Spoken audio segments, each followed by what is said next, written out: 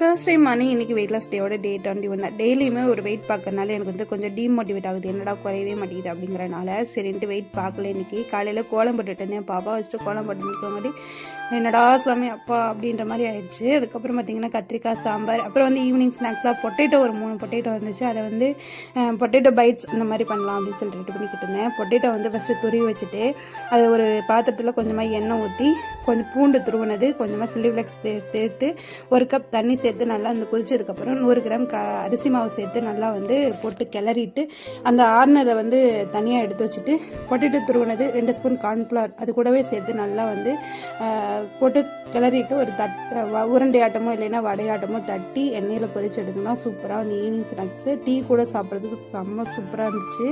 நீங்களும் இந்த மாதிரி வடை பஜ்ஜி போண்டா இந்த மாதிரியே ட்ரை பண்ணிட்டு இருக்காமல் இந்த மாதிரி கொஞ்சம் டிஃப்ரெண்ட்டாகவும் ட்ரை பண்ணி பாருங்கள். பிடிச்சிருந்தா மறக்காமல் கமெண்ட் பண்ணி ஷேர் பண்ணி சப்ஸ்கிரைப் பண்ணி